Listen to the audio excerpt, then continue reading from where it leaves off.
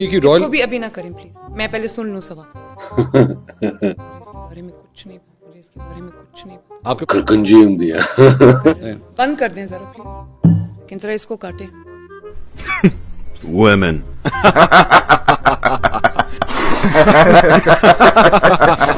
होती नहीं जो कौम हक बात पे यकजा, उस कौम का हाकिम ही फकत उसकी सजा है। अगर आप ये सोच रहे हैं कि मैं मरियम नानी की बेइज्जती करने आया हूँ, तो मैं बेइज्जती करना तो नहीं चाहता, लेकिन क्या करें, मजबूरी है। मरियम नवाज एक ऐसी मगरूर संग की औरत है जिसे जजेस भी अपनी मर्जी के चाहिए और इससे सहाफियों के पूछे गए सवाल भी। मंसूर अली खान के इंटरव्यू में मरियम नवाज इतनी बेबस नजर आई कि वो इंटरव्यू के बहुत से पार्ट्स में कट कट कहती हुई नजर आई। की रॉयल फैमिली से आपने 2009-2010 के अंदर, कहाँ है ये रिकॉर्ड में है? ये JIT की रिपोर्ट में आया हुआ है, क्या डिक्लेयर्ड है आपके रिटर्न्स के अंदर। मुझे इसके बारे में कुछ नहीं पता। आपके पास कभी BMW गाड़ी नहीं रही 2009-2010 में? मैं आपको एक्सप्लेन कर देता हूँ, मैं पूरा एक्सप्लेन कर देता हूँ।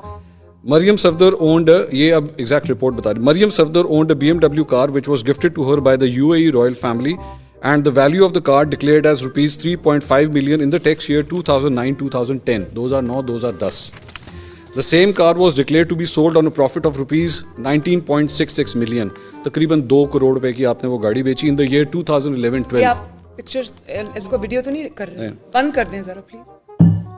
मंसूर अली खान ने जब BMW गाड़ियों का जिक्र किया तो मरियम नानी हड़बड़ाहट में हाली गिलास अपने मुंह के साथ बार बार लगाती हुई नजर आई। इंटरव्यू का ये वो क्लिप है जिसके लिए मरियम नानी ने मंसूर अली खान पर बहुत दबाव डाला और इस पार्ट को ऑन एयर नहीं करने दिया। BMW के सवाल पर मरियम नवाज फंस गई और मंसूर अली खान से बार बार कहती रही कि इस पार्ट को काट दो, कैमरा बंद कर दो। उसके बाद मेरे पास वैसे कभी BMW नहीं, उसके बाद मेरे पास वैसे कभी BMW नहीं। और है जिसके अंदर आपने गिफ्ट्स रिसीव किए हैं 2010 से लेके 2016 तक। 2010 के अंदर जो है वो आपने गिफ्ट्स रिसीव किए तकरीबन 31 मिलियन के अप्रॉक्सीमेटली। 3, मुझे नहीं पता, ये तो आपके टेक्स्ट में डिक्लेयर हुआ है। फैमिली ने दिया। ये सारी JIT के अंदर है। JIT 90s में ली हुई गाड़ी 2008 में क्यों क्लियर हो रही है? 90s में ली गई गाड़ी 2008 में क्यों क्लियर हो रही है? क्योंकि वो जो मेरी इल्म में जहाँ तक फैक्ट है वो ये है कि जब यूसुफ रजा गिलानी साहब के, मेरे ख्याल है उनकी हुकूमत थी तब, जी ऐसे ही है। तो उन्होंने कहा ये तोहफा आपको मिला हुआ है और ये आपकी है, ये खड़ी हुई है और आप इसके जो ड्यूज हैं, जो परसेंटेज है वो पे करें। गाड़ी अलाउड नहीं थी उस वक्त, गाड़ी अलाउड नहीं थी। ये किसने बताया आपको? गाड़ी अलाउड नहीं थी, रूल्स ये कहते हैं कि गाड़ी अलाउड नहीं थी। नहीं, लेकिन आप एक सेकंड जरा इसको काटें। नहीं, मुझे बताएं इसका फैक्ट क्या है।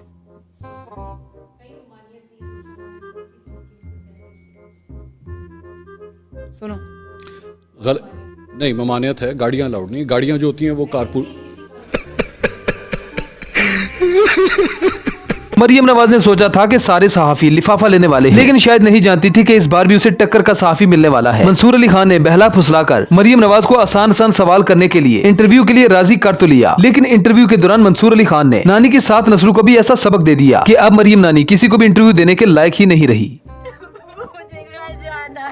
अगर इस इंटरव्यू का ये क्लिप देखने के बाद भी किसी को अकल नहीं आ रही, तो फिर समझ जाओ कि उसका अकल के साथ दूर दूर तक कोई ताल्लुक नहीं। मरियम नवाज को तो इतना भी याद नहीं कि तोशा खाना से उसने कब और क्या लिया। बेचारी इंटरव्यू में जादू का गिलास इसलिए लाती है कि किसी बंगाली बाबा ने इसे कहा था कि ये गिलास तुम्हें हर मुश्किल सवाल से बचाएगा और तुम्हारे झूठ बोलने की स्पीड डबल हो जाएगी। यहाँ तक कि मरियम नवाज का ये भी मानना है कि ये गिलास हुकूमत की उलट पलट तक कर सकता है। हालांकि ये गिलास वैसे तो खाली होता है, लेकिन मरियम नवाज के मुताबिक इसमें कोल्ड ड्रिंक होती है या फिर कभी कभी ये अपने घर से ठंडा पानी इसमें डालकर लाती है। इंटरव्यू के दौरान जादू टूने वाली इस रानी के चेहरे पर शर्मिंदगी और पसीना साफ साफ नजर आ रहा था। हैरत तो इस बात पे होती है कि मरियम नानी ने यह कहा कि मुझे कुछ भी नहीं पता कि मैंने तोशा खाने से कब और क्या लिया। अब इसमें बेचारी का कोई कसूर नहीं। अगर जिंदगी में कुछ हलाल का कमाया होता तो इसे हलाल की एक एक चीज याद आ जाती, क्योंकि इंसान हलाल की चीज कभी भी नहीं भूलता। ये उन पटवारियों की लीडर है जिसे ये भी नहीं पता कि तोशा खाना में से सब कुछ लिया जा सकता है। अगर कुछ नहीं लिया जा सकता तो गाड़ियाँ, क्योंकि मेरे पास तो कोई गाड़ी नहीं है भाई। उन्होंने कहा ये तोहफा आपको मिला हुआ है और ये आपकी है, ये खड़ी हुई है और आप इसके जो ड्यूज हैं, जो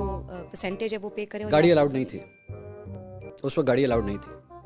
ये किसने बताया आपको? गाड़ी अलाउड नहीं थी, रूल्स ये कहते हैं। पाकिस्तान की गरीब आवाम का पैसा मुंह पर लगाने के बाद ये बेचारी जोर जबरदस्ती से खुद को लीडर बनवाना चाहती है। इस इंटरव्यू को देखकर मुझे अपना बचपन याद आ गया, जब हम स्कूल में टाट पर बैठते थे और टीचर के आते ही हल्का सा पेट में दर्द होता था और फिर ऐसा महसूस होता कि गरम गरम पानी किसी ने हमारे पांव पर फेंक दिया है। फिर जब जांच पड़ताल करने के लिए अपनी पैंट को देखते, फिर पता चलता कि टीचर के डर से हमारी गंगा जमुना बह चुकी है। खत्म।